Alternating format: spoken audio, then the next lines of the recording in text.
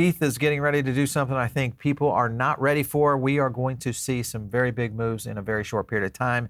You don't want to miss this one. Stay tuned. My name is Paul Barron. Welcome back into Tech Path. Let's get started today. I want to thank our sponsor. That is Tangem. Looking to self-custody, get your tokens off the exchanges, get them into a wallet. This is the place you want to go. Go to tangem.com. Use our link down below, and you can get right into starting your self-custody journey. All you have to do is pick out that 3-card set, get it going, use your app, start moving your assets in there, and get ready for a bull run. So make sure and use that link. All right, so there's a couple things that are happening right now. There is a new standard on Ethereum called ERC 404. It's a hybrid token standard that's gaining huge traction right now. I want to go to a clip because it will give you a little bit of an insight as to what this means for Ethereum. Listen up.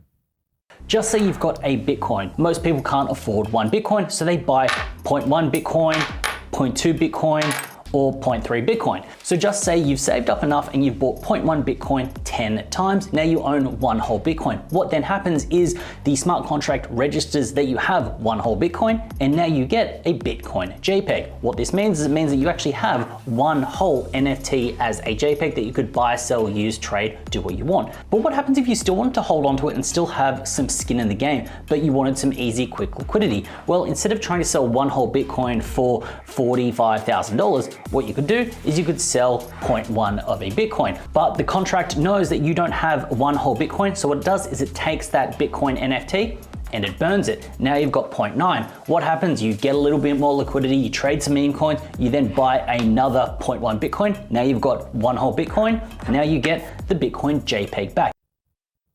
All right, so this means this has a lot of implications on what's going to happen with the traditional NFT ecosystem. Just to be aware, you know, here's from Cryptopolitan, ERC 404 remains unofficial and unaudited.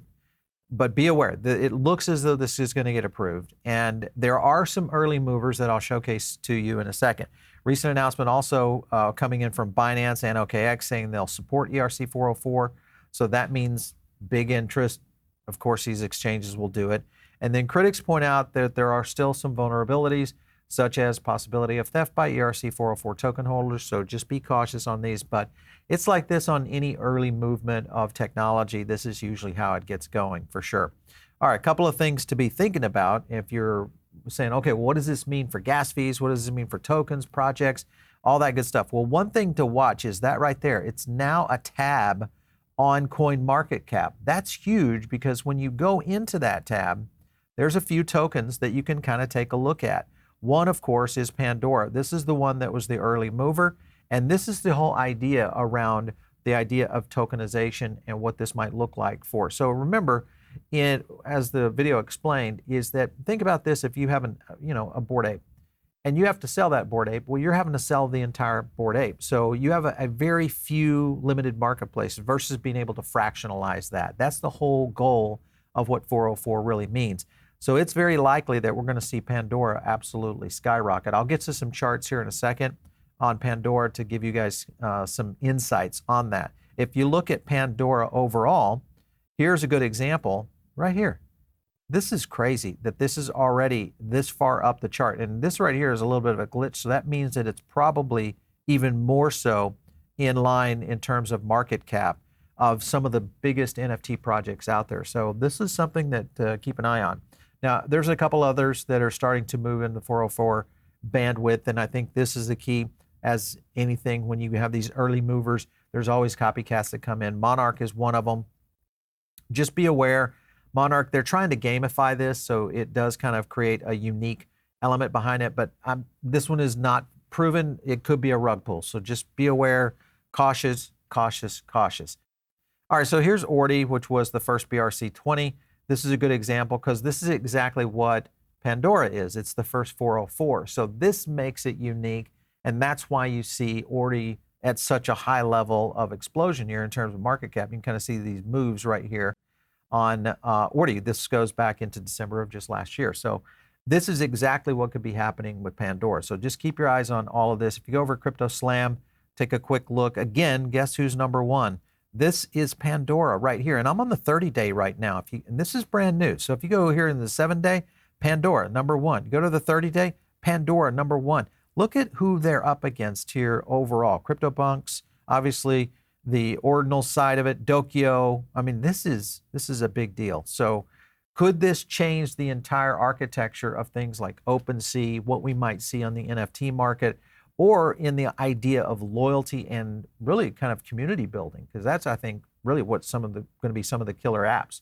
All right, so let me zoom in over here on the right-hand side. You can see Ethereum taking the #1 position again, back from Bitcoin, which had been holding the #1 position in terms of blockchains by NFT sales. So that in itself, another opportunity. 404 gets approved, most likely will. This is going to explode the blockchain. Now, the one problem is this going to cause a massive move on gas fees. So if you guys are thinking about doing anything on Ethereum right now might be the time to do it. And I'll show you the Y chart here in a second. All right, so let's jump over to the charts real quick. And I'm looking at the Uniswap chart, mainly because this is where the liquidity is going to exist. This could become the next generation of OpenSea. Think about where the liquidity is on NFTs right now. And remember that this is not going to get listed, meaning what I'm talking about is tokens like these 404s, like Pandora, are not going to get necessarily listed on the traditional exchanges because the architecture has to change to get that done to be able to assign that NFT when the token ownership begins. So this could be a huge breakthrough for DeFi. And of course, Uniswap